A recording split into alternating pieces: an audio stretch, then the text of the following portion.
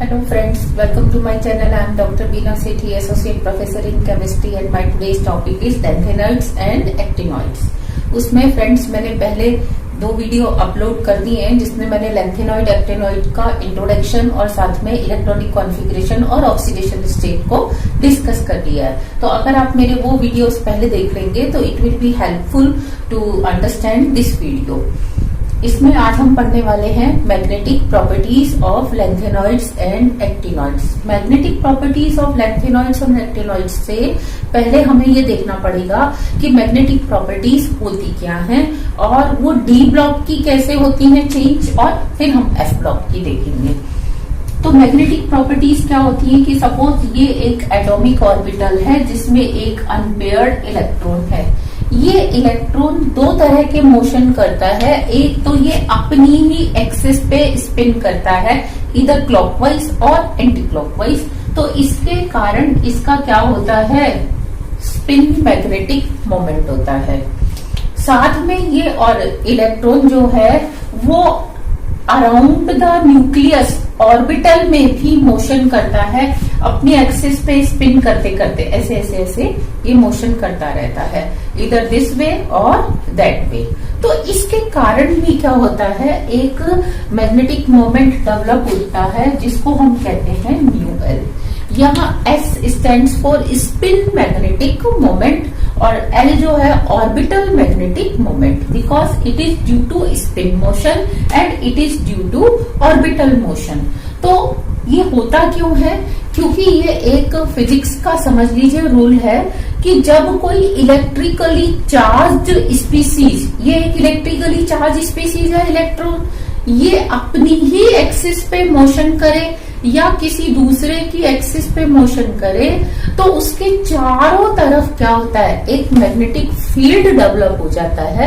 उसके कारण ही इसका क्या होता है, मैग्नेटिक मोमेंट होता है। तो इस इलेक्ट्रॉन का टोटल कितना होने वाला है मैग्नेटिक मोमेंट, तो जो इसका म्यू टोटल होगा that will be equal to mu L plus mu S, यानी कि orbital magnetic moment and spin magnetic moment. तो क्या सारे ही इलेक्ट्रॉन्स का ऐसे होता है?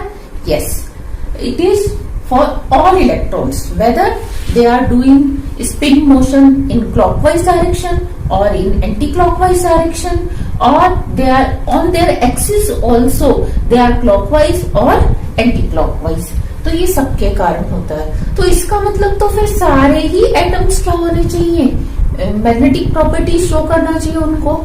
नहीं, होता क्या है कि जो क्लॉकवाइज स्पिन कर रहा है उसका अगर मैग्नेटिक फील्ड की डायरेक्शन अपवर्ड है, इस तरीके से ये क्लॉकवाइज मोशन कर रहा था तो इसकी डायरेक्शन अगर अपवर्ड है तो जो एंटी क्लॉकवाइज मोशन करता है उसकी जो फील्ड की डायरेक्शन होती है वो डाउनवर्ड होती है। तो ये दोनों एक दूसरे को क्या कर देते हैं, दे कैंसिल ईच अदर। तो जितने भी इस एटम के अंदर और कई सारे क्या होंगे, शेल्स होंगे, उनमें कुछ पेयर्ड इलेक्ट्रॉन होंगे, कुछ अनपेयर्ड होंगे। तो magnetic moment due to all paired electron it becomes 0। तो मैग्नेटिक मोमेंट किसके कारण होता है, only because of unpaired electron. तो इस तरीके से जो भी हमारे पास सब्सटेंसेस होते हैं वो 2 तरह की मैग्नेटिक प्रॉपर्टीज शो करते हैं, एक तो डायामैग्नेटिक और एक पैरामैग्नेटिक। डायामैग्नेटिक और पैरामैग्नेटिक में क्या होता है, इनके पास number of unpaired electron is equal to 0, जबकि इनके लिए number of unpaired electron is equal to n, यानी कि it may be 1 2 3 4 5 6 7, it may be any number. तो जैसे जैसे उसका नंबर बढ़ता जाता है मैग्नेटिक प्रॉपर्टीज क्या होती जाती हैं, उसकी इंक्रीज होती जाती हैं। So this was the basic introduction of magnetic properties. Magnetic properties के इंट्रोडक्शन के बाद हमारा टॉपिक होता है magnetic properties of D block elements. पहले हमें यहाँ डी ब्लॉक एलिमेंट्स की मैग्नेटिक प्रॉपर्टीज को अंडरस्टैंड करना होता है। कैसे कि ये अगर 3D ऑर्बिटल है जिसमें क्या है, एक अनपेयर्ड इलेक्ट्रॉन है और ये 4s से क्या था, शील्डेड था। लेकिन जब आप इसका आयन बना देते हो, जैसे आपने स्कैंडियम +2 या टाइटेनियम +2 बना दिया, तो इसके ये जो 2 इलेक्ट्रॉन थे ये बाहर चले जाते हैं और ये ऑर्बिटल अब फिनिश हो जाता है। क्योंकि अब ऑर्बिटल का एग्जिस्टेंस ही क्या होता है, इलेक्ट्रॉन की प्रेजेंस के कारण होता है। और यहाँ पे क्योंकि जब इलेक्ट्रॉन ही नहीं है तो ऑर्बिटल खत्म हो जाता है। ऑर्बिटल खत्म होने से ये जो 3d ऑर्बिटल है ये अब सुपरफिशियल हो जाता है। यू नो सुपरफिशियल यानी कि ये एटम है तो इसकी सरफेस के ऊपर यहाँ तक क्या होता है, ये d ऑर्बिटल आ जाता है। अब जब ये d ऑर्बिटल सुपरफिशियल हो गया तो अब ये एनवायरमेंट जो भी है, एनवायरमेंट में कोई गैस है, कोई और मॉलिक्यूल है या कोई इलेक्ट्रॉन है, ये इलेक्ट्रॉन इस एनवायरमेंटल इलेक्ट्रॉन से क्या करते हैं, इंटरेक्शन करते हैं।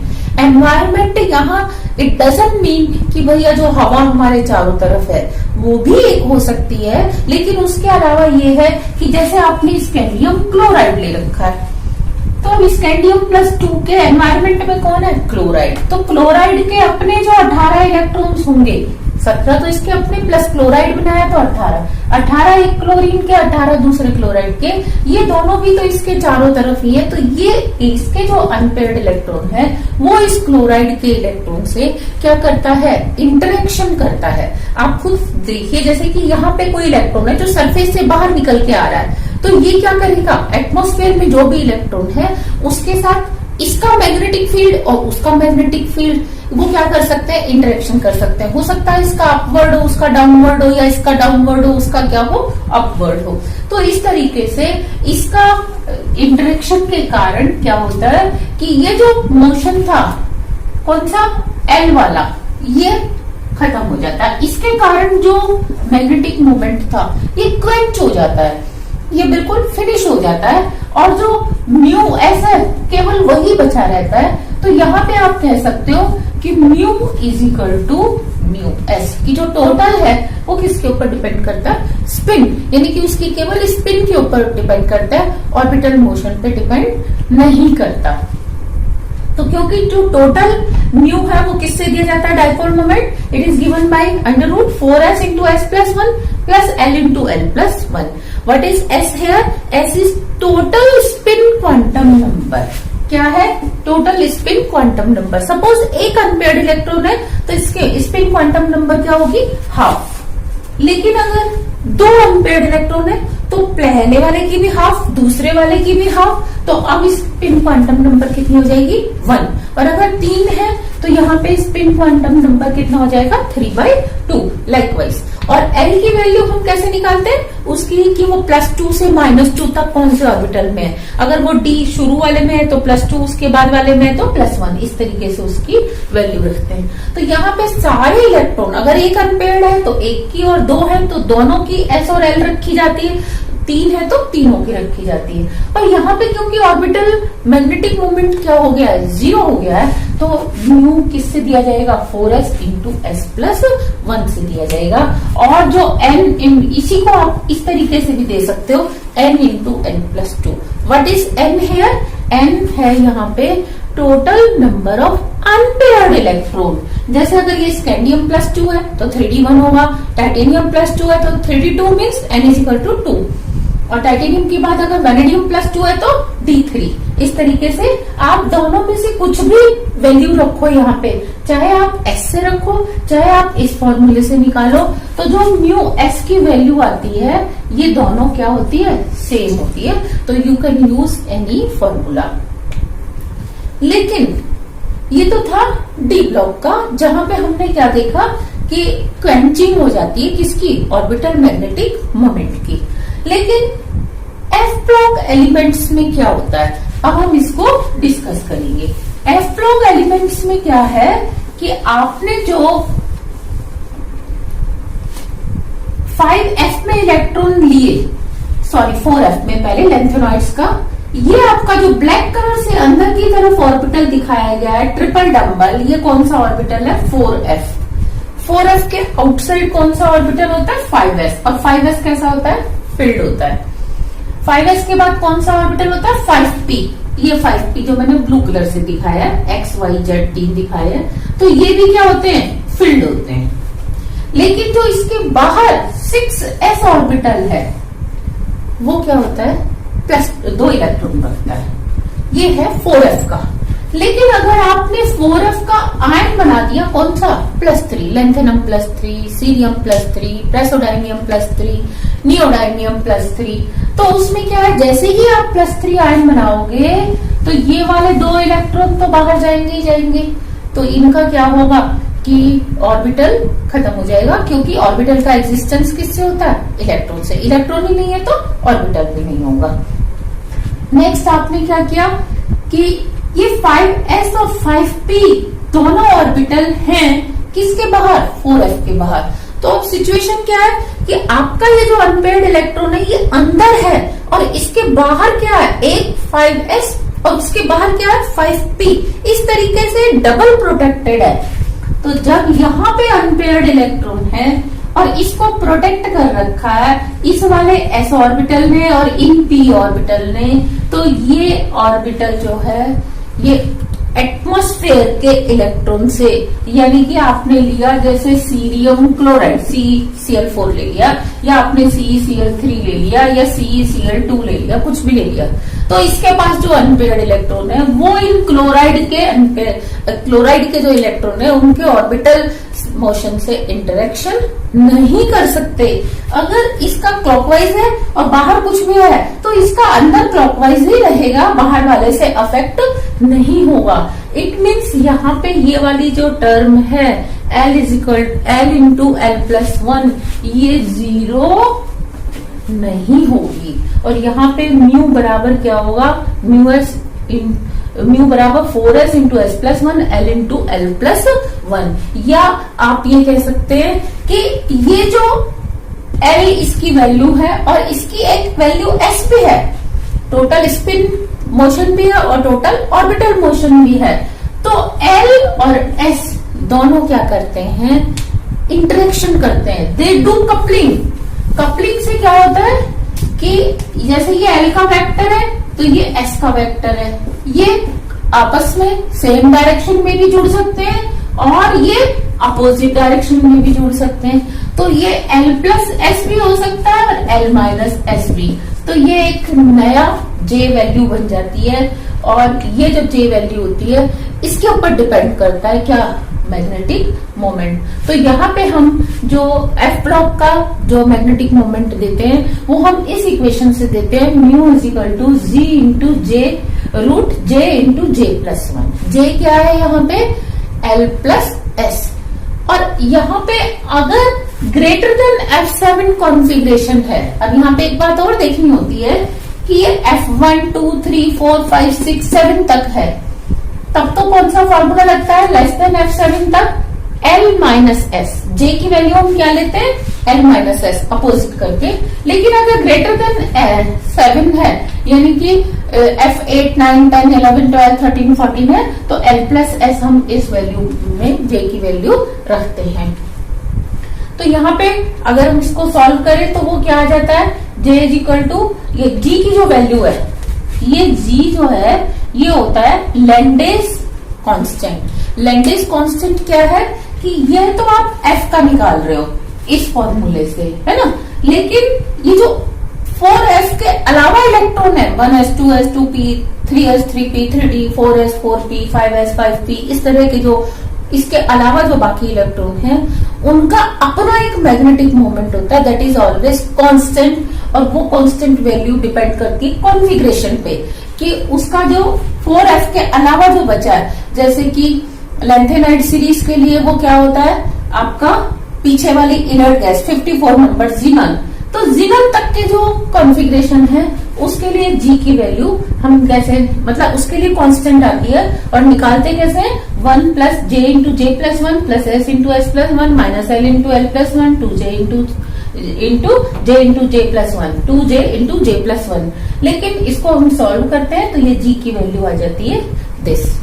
तो इस तरीके से हम G की वैल्यू निकाल लेते हैं, उसको हम यहाँ रख देते हैं, फिर J की वैल्यू रख के हम क्या निकाल लेते हैं, म्यू की वैल्यू निकाल लेते हैं। तो ये था आपका किसका, लैंथेनॉइड्स का मैग्नेटिक प्रॉपर्टीज। लैंथेनॉइड्स के बाद आती हैं एक्टिनॉइड्स की मैग्नेटिक प्रॉपर्टीज। क्या इन दोनों की सेम है या इन दोनों की प्रॉपर्टीज में थोड़ा सा डिफरेंस है? तो हम क्या देखते हैं कि ये जो एक्टिनॉइड्स हैं इनमें ये 5s ऑर्बिटल है जो मैंने ब्लैक कलर से ड्रॉ किया है, ये आपका 6s ऑर्बिटल है अगेन ब्लैक कलर से, लेकिन ये जो ब्लू कलर से ड्रॉ किया है ये क्या है 6p। तो ये जो 5s के f के इलेक्ट्रॉन्स हैं 5f ऑर्बिटल के, ये 6s के, अगर इनमें कोई अनपेयर्ड इलेक्ट्रॉन है तो वो प्रोटेक्टेड है किससे 6s से और 6p से, क्योंकि ये ज्यादा बाहर है, ये अंदर की तरफ इलेक्ट्रॉन है। और जो 7s है वो तो 0 बन ही जाएगा, जैसे ही आप एक्टिनॉइड्स का क्या बनाओगे +3, जैसे आपने एक्टिनम +3 या थोरियम +3 बनाया तो ये वाला ऑर्बिटल तो वैसे ही इसका एग्जिस्टेंस खत्म हो जाएगा। तो यहाँ पे हम क्या देखते हैं कि या इस केस में जो 4f था वो पूरा अंदर की तरफ था, किससे इससे 5s से, यहाँ 5s है तो यहाँ पे क्या है 4f है, लेकिन इसमें आप देखो कि ये 6s के अंदर तक पेनिट्रेट कर रहा है। क्यों? क्योंकि 4f अगर इतना है तो 5f इतना बड़ा है, और जब 5f ज्यादा बड़ा होता है तो वो कई बार बाहर तक आ जाता है, यानी कि ये इससे क्रॉस करके अंदर तक आ जाता है, और यहाँ पे आने के बाद इसकी क्या होती है पार्टली क्वेंचिंग हो जाती है।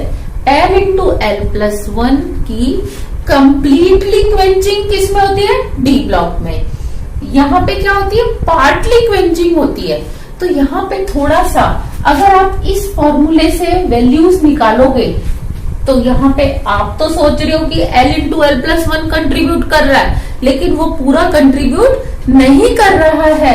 तो इसीलिए जो म्यू की वैल्यू आएगी थियोरिटिकल और म्यू की value observed value will be less than theoretical. क्यों? क्योंकि ये जो ऑब्जर्व्ड वैल्यू है इसमें ये पूरा कंट्रीब्यूट नहीं कर रहा, और जब ये नहीं करता तो इसकी वैल्यू कम आती है।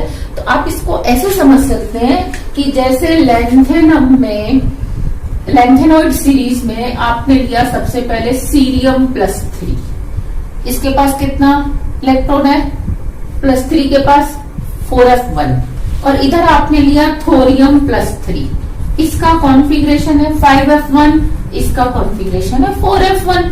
तो number of electron unpaired it is same 1 1। तो आप जब 1 की वैल्यू रख के दोनों ही फॉर्मूले में इसके लिए भी और इसके लिए भी निकालते हो तो थियोरेटिकली वैल्यू क्या आनी चाहिए, दोनों की सेम आनी चाहिए। तो हम क्या देखते हैं लैंथेनॉइड के केस में तो observed value is very close to theoretical value, लेकिन इस केस में हम क्या देखते हैं observed value is less than theoretical value. ये इसका मीनिंग था कि यहाँ पे ये क्या होता है पार्टली क्वेंच हो जाता है। और जो आप ग्राफ भी बनाएंगे लैंथेनॉइड्स का ग्राफ अगर ऐसे बन रहा है तो एक्टिनॉइड्स का ग्राफ इसके नीचे बनेगा, क्योंकि इसकी वैल्यू इससे कम है। तो अब मैं आपको यही सारी बात ग्राफिकली समझाने की कोशिश करती हूँ। ग्राफिकल रिप्रेजेंटेशन अगर हम देखना चाहें magnetic properties of lanthanoid and actinoids का, तो उससे पहले हमें थोड़ा सा ये समझना पड़ेगा कि हम L, S और J की वैल्यू कैसे कैलकुलेट करते हैं f ऑर्बिटल्स के लिए। ये f ब्लॉक एलिमेंट्स का मैंने कॉन्फ़िगरेशन लिखा है। सपोज किसी आयन का F1 है, F1 वो किसका हो सकता है सीरियम +3 का भी हो सकता है, प्रेसोडायनियम +4 का भी हो सकता है। तो मैंने क्या किया यहाँ पे F1 कॉन्फ़िगरेशन वाला कोई सा भी आयन है, सीरियम +3, प्रेसोडायनियम +4, नियोडायनियम +5 वो ले लिया। तो उसका जब F1 कॉन्फ़िगरेशन है तो उसके लिए capital S will be equal to half, क्योंकि एक अनपेयर्ड इलेक्ट्रॉन है, और L की वैल्यू क्योंकि जो फर्स्ट इलेक्ट्रॉन है वो किस में एंटर होने वाला है आपका इस वाले में, इसमें।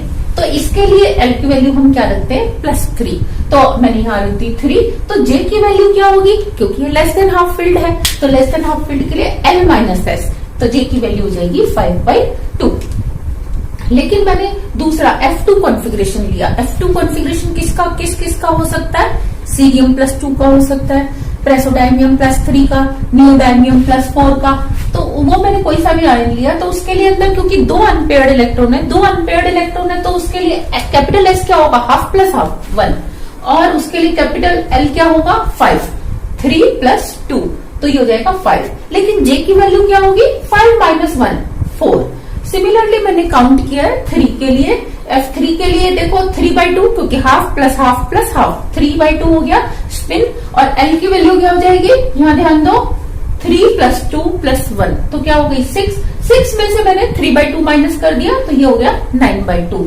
लेकिन F4 के लिए आपने निकालना है तो यहाँ आप ध्यान दो F4 के लिए स्पिन की वैल्यू कितनी है 2 क्योंकि 4 अनपेयर्ड है, हाफ हाफ हाफ हाफ। लेकिन ये 6 ही रहेगा क्योंकि जो कमिंग इलेक्ट्रॉन है वो किसमें किया है 0 वाले में, तो इसने कोई एडिशन नहीं किया। और 6 - 2 क्या हो जाएगा 4। नेक्स्ट मैंने क्या किया F5 कॉन्फ़िगरेशन लिया। F5 के लिए S की वैल्यू हो जाएगी 5/2 और इसके लिए इसकी वैल्यू क्या होगी कैपिटल L की वैल्यू, क्योंकि अब वो -1 वाले में जा रहा है तो -1 ऐड करेंगे तो क्या हो जाएगा उल्टा कम हो जाएगा और उसकी वैल्यू हो जाएगी 5। और 5 में से 5/2 जाएगा तो 5/2। नेक्स्ट मैंने लिया F6। F6 में एक और इलेक्ट्रॉन यहाँ ऐड हो जाएगा और 6 के लिए स्पिन की वैल्यू कितनी होगी 3 और इसकी वैल्यू होगी 3 अगर मैं इन सबको जोड़ दूं तो। और F7 में क्योंकि लास्ट इलेक्ट्रॉन इधर भी आ जाएगा तो अब इसके लिए कैपिटल L क्या हो जाएगा 0 और S की वैल्यू क्या हो जाएगी 7/2। लेकिन यहाँ पे हम L - S नहीं कर सकते, क्यों?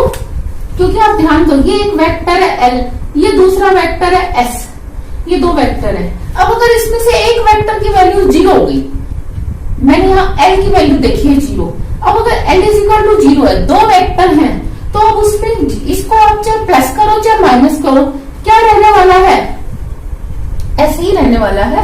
तो इसलिए इसकी जो वैल्यू आएगी वो क्या आएगी 7/2। अब F8 में अगर आप देखते हो तो हम इलेक्ट्रॉन पीछे से फिल करना शुरू करते हैं ताकि हमारे पास मैक्सिमम वैल्यू ऑफ L रहे।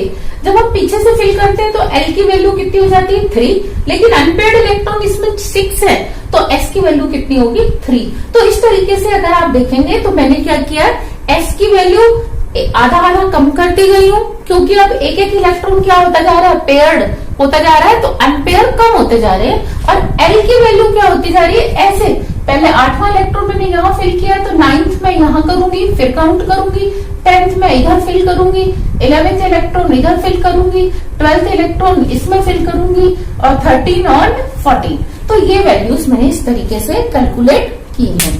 लेकिन ध्यान मैंने क्या दिया है कि जब मैंने हाफ फील्ड से लेस के लिए काउंटिंग किया तो मैंने J निकाला L - S करके, लेकिन जब मैंने मोर देन हाफ फील्ड या हाफ फील्ड लिया है तो मैंने J निकाला L + S से, इस फॉर्मूले से निकाला है। मेरे पास अब J की वैल्यू आ गई, मेरे पास अब L की वैल्यू आ गई, मेरे पास अब S की वैल्यू आ गई। अगर इसमें लेंथेनॉइड्स में क्या होता कि म्यू की वैल्यू केवल म्यू S पे डिपेंड करती और म्यू L टर्म जो है वो क्या होती अगर 0 होती तो मेरे को केवल S की वैल्यूज फाइंड आउट करनी थी। तो मैं क्या देखती हूँ कि S की वैल्यू हाफ 1 3/2 2 इस तरह से गैडोलिनियम तक F7 तक क्या हो रही है इंक्रीज। तो फिर तो म्यू इस तरीके से ये जो मैंने डॉटेड लाइन वाला बनाया है गैडोलिनियम +3 तक इंक्रीज होगी और उसके बाद ल्यूटीशियम +3 तक क्या होगी डिक्रीज, क्योंकि 7/2 मैक्सिमम वैल्यू आने के बाद फिर 3 5/2 वो क्या हो रहा है डिक्रीज हो रहा है। लेकिन मैंने आपको बताया इसमें 4f ऑर्बिटल क्योंकि अंदर होता है, प्रोटेक्टेड होता है, स्क्रीन्ड होता है, शील्डेड होता है तो ये इंटरेक्ट नहीं कर सकता एटमॉस्फेयर के इलेक्ट्रॉन से। तो यहाँ पे ये जो L की वैल्यू है ये 0 नहीं होती। It also contributes in total mu, जब टोटल म्यू में कंट्रीब्यूट करता है तो हम इस फॉर्मूले से क्या निकालते हैं म्यू की वैल्यू। तो शुरू वालों में आप देखो क्योंकि हमने L - S रखा है, ये वैल्यू पहले इंक्रीज हो रही है फिर क्या हो रही है डिक्रीज हो रही है। यू कैन सी क्लियरली कि 5/2 4 9/2 4 5/2 एंड 3 इस तरीके से। तो ग्राफ आपको ये जो मैंने ग्रीन वाला ग्राफ बनाया इस तरीके से पहले वैल्यू इंक्रीज होती है फिर नीचे आके डिक्रीज होती है। ये लेंथेनम +3 है, ये सीरियम +3 है, ये प्रेसोडायनियम +3 है, नियोडायनियम +3, प्रोमेथियम +3, यूरोपियम +3, यहाँ पे आएगा समेरियम +3 और फिर आता है यूरोपियम +3। फिर इसके बाद क्या होता है वो देखो वापिस वैल्यूज इंक्रीज करनी, क्योंकि अब आप J भी क्या लोगे L + S लोगे तो कहाँ 7/2 था फिर एकदम क्या हो जाता है वो 6 हो जाता है, फिर 15/2 तो ये गैडोलिनियम +3 की ये वैल्यू आती है। उसके बाद ऐसे एक एक करके ऊपर टॉप पे जाने के बाद यहाँ देखो 8, 15/2, 15/2 ऐसे इंक्रीज होने के बाद ये लास्ट में क्या आ जाती है, वैल्यू 0 आ जाती है। अब स्टूडेंट्स इसमें क्वेश्चन जो बनते हैं वो आप एक एक करके समझने की कोशिश करिए। कि पहला क्वेश्चन कि इसमें ऑर्बिटल मैग्नेटिक मोमेंट कैसे कंट्रीब्यूट करता है। तो आपने देखा कि वो इस फॉर्मूले से और इस फॉर्मूले से क्या करता है, कंट्रीब्यूट करता है।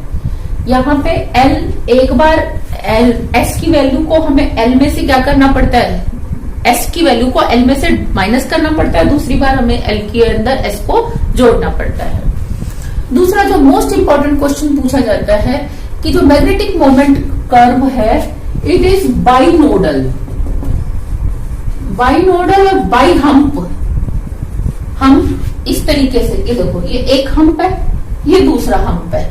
ऐसा क्यों आता है, क्योंकि जे की वैल्यूज क्या होती है, पहले इंक्रीज होती है, फिर डिक्रीज होती है, फिर इंक्रीज होती है और फिर डिक्रीज होती है। ये क्वेश्चन समझ में आ गया कि कर्व जो है वो बाइनोडल 2 बार या फिर बाई हम्प ऐसा क्यों होता है।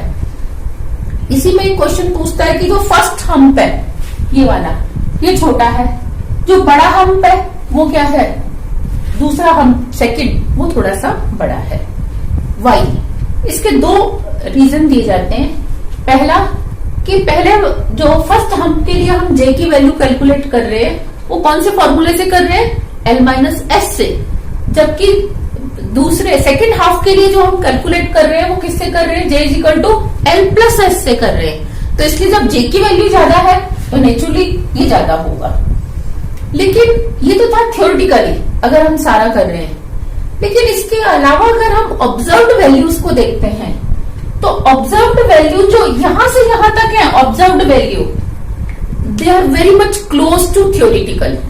यानी कि यहां वाले एग्जांपल्स के लिए mu observed = mu theoretical, almost they are equal, इनमें कोई ज्यादा फर्क नहीं आता। लेकिन इस हाफ के लिए, अपर हाफ के लिए जो म्यू थ्योरेटिकल है it is greater than mu observed. Again ऐसा क्यों कि यहाँ पे जैसे ये ग्राफ आना तो इतना बड़ा चाहिए था, इससे छोटा लेकिन थोड़ा सा बड़ा, लेकिन आया इससे कम। थ्योरेटिकल ग्राफ यहां होगा इस तरीके से, और ये क्या है हमारे पास, ऑब्जर्व्ड ग्राफ। तो अब observed values are less than theoretical values. Why, इसको हम ऐसे समझाते हैं कि 4f orbital in the beginning of series, शुरू में क्या होता है, जैसे ही आपने लेंथेनम, सीरियम, प्रेसोडायनियम, नियोडायनियम, ट्रोमेथियम इस तरीके से चलना शुरू किया तो 4f शुरू में तो क्या होता है, थोड़ा सा बड़ा, स्पेशल इन साइज। लेकिन जैसे जैसे आप लेफ्ट टू राइट मूव करते जाते हो, जेड की वैल्यू इंक्रीज होने से एफ ऑर्बिटल और कॉन्ट्रैक्ट होता जाता है, अंदर की तरफ श्रिंक होता जाता है। तो आप इसको और अच्छे ढंग से ऐसे समझ सकते हो कि फर्स्ट हाफ में तो ये फिर भी थोड़ा सा बाहर है तो क्या हो रहा है, it can interact with atmospheric electron, environmental electron. लेकिन जब ये और आगे पहुंचते हैं तो ये धीरे धीरे अंदर सरकते और अंदर हो जाता है, और इसका इंटरेक्शन बिल्कुल भी एटमॉस्फेरिक इलेक्ट्रॉन से नहीं रहता। तो यहाँ पे जो थ्योरेटिकल वैल्यूज हैं they are very close to observe, या observe values are very close to theoretical value, लेकिन इस हाफ में they are not very much close. तो ये था मैग्नेटिक प्रॉपर्टीज ऑफ लेंथेनॉइड्स। लेकिन अगर हम इसमें एक्टिनॉइड्स की मैग्नेटिक प्रॉपर्टीज को समझने की कोशिश करें तो एक्टिनॉइड्स के केस में क्या होता है, आप ध्यान दो कि ये अगर 4f ऑर्बिटल का साइज था तो 5f ऑर्बिटल कैसा होने वाला है, इससे और बड़ा होने वाला है। जब 5f ऑर्बिटल इससे और भी ज्यादा बड़ा होगा तो ये क्या होगा, ये सपोज 4f था, ये 5f था, 4f छोटा है अंदर की तरफ और 5f बड़ा है, यहाँ पे ऑर्बिटल है तो ये तो थोड़ा सा ही बाहर निकलता था, लेकिन ये और भी ज्यादा क्या होगा, बाहर निकलेगा, ये रेड वाला। तो जब ये ज्यादा बाहर निकलेगा तो ये क्या करेगा, और ज्यादा इंटरेक्शन करेगा, और ज्यादा इंटरेक्शन करेगा, तो इसकी जो वैल्यूज है वो क्या होनी चाहिए थी, कम आनी चाहिए। जैसे मैंने आपको पहले समझाया था कि 4f और 5f दोनों का अगर 1 कॉन्फ़िगरेशन हम ले ले, 4f1 5f1, तो फॉर्मूले से तो दोनों की थ्योरेटिकल वैल्यू सेम आती है, लेकिन प्रैक्टिकली हम क्या देखते हैं कि 4f जो है वो वेरी क्लोज टू थ्योरेटिकल है, जबकि 5f, ये मैंने रेड कर्व बनाया है 5f का, ये जो है और भी ज्यादा दूर है। इसका मतलब इसमें ये ऑर्बिटल और ज्यादा बाहर निकला हुआ है and it can interact with atmospheric electron. तो ये था एक्टिनॉइड्स का जो कर्व है, जो बाइनोडल कर्व है, वो क्या होता है, लेंथेनॉइड्स से नीचे आता है। ये मैंने F1 की बात की, अगर मैं F2 की बात करूं यहाँ पे तो वो भी इससे नीचे होगा, F3 भी इससे नीचे होगा, F4 भी इससे नीचे होगा, F5 भी, F6 भी। तो पूरा की पूरा कर्व जो है वो इससे नीचे चलता है। नेक्स्ट इसमें एक क्वेश्चन जो अराइज होता है वो क्या होता है कि लेंथेनॉइड्स का कर्व तो पूरा बाइनोडल है, लेकिन एक्टिनॉइड्स का कर्व इनकम्प्लीट है, यहीं तक है। देखो मैंने इसको कंप्लीट नहीं किया, क्यों? मैं आपको एक बात बताऊं कि जो लेंथेनॉइड सीरीज है उसके तो पूरे एलिमेंट्स एक्सेप्ट वन क्या है, नेचुरली अकरिंग है, they exist, they are stable at room temperature, they are stable in our atmospheric conditions. लेकिन एक्टिनॉइड्स में एक्टिनियम, थोरियम, प्रोटेक्टिनम, यूरेनियम तक जो एलिमेंट्स हैं ये तो क्या होते हैं, स्टेबल। लेकिन यूरेनियम के बाद वाले एलिमेंट्स क्या हैं, मैन-मेड एलिमेंट है, सिंथेटिक एलिमेंट्स हैं, लैब में बनाए गए हैं, आर्टिफिशियल एलिमेंट्स हैं, तो ये इतने ज्यादा स्टेबल नहीं है, ये बनते ही क्या होते हैं, डिसइंटीग्रेट हो जाते हैं। तो फिर हमने ये ग्राफ की जो वैल्यूज हैं वो कैसे कैलकुलेट की हैं, हमने कैलकुलेट आयन के लिए नहीं की, हमने कैलकुलेट किया F5F1, 5F2, 5F3, 5F4, इस कॉन्फ़िगरेशन के लिए हमने कैलकुलेट किए। और क्या किया है कि जो स्टेबल है, जैसे कि अगर आपका एक्टिनम, थोरियम, प्रोटेक्टिनम, यूरेनियम, नेपच्यूनियम थोड़ा सा स्टेबल है, तो हमने क्या किया, नेपच्यूनियम का +2 भी बनाया। तो +2 बनाते ही मेरे पास क्या होगा, ये F, ये 0 0, ये 2 था, 3 था, 4, तो मेरे पास क्या आ गया, F4 कॉन्फ़िगरेशन की वैल्यूज आ गई। इसी तरीके से मैंने यूरेनियम का क्या किया, +3 बना लिया, तो ये भी क्या होगा, F4 होगा। तो यहां हम क्या करते हैं, ऑक्सीडेशन स्टेट चेंज करके किसी और एटम की होना वो एक्टिनॉइड्स का ही चाहिए, लेकिन कॉन्फ़िगरेशन देखते हैं कि उसका F1 आ रहा है या F2 आ रहा है या F3 आ रहा है, उसकी वैल्यूज को काउंट करके इस ग्राफ को बनाते हैं। तब भी ये ग्राफ जो है इनकम्प्लीट ही है, क्योंकि जो आगे वाले एलिमेंट्स हैं उनकी कोई सी भी ऑक्सीडेशन स्टेट हमारे पास अभी तक अवेलेबल नहीं है, तो हम उसकी स्टडी को नहीं कर सकते। तो फ्रेंड्स ये था मैग्नेटिक मोमेंट या magnetic properties of lanthanoids and actinoids. मैंने इससे पहले 2 वीडियोस और डाले हैं, एक लेंथेनॉइड सीरीज, एक्टिनॉइड सीरीज को याद करने का तरीका, उसके बाद मैंने डाला है कि उसको मेमोराइज करने के बाद उसका इंट्रोडक्शन क्या है, और नेक्स्ट वीडियो में मैंने डाला है electronic configuration and oxidation states. तो आई विल रिकमेंड यू कि आप मेरे पहले वो वाले वीडियोस देखिए, और उसके बाद अगर आप ये देखते हैं तो it will be helpful for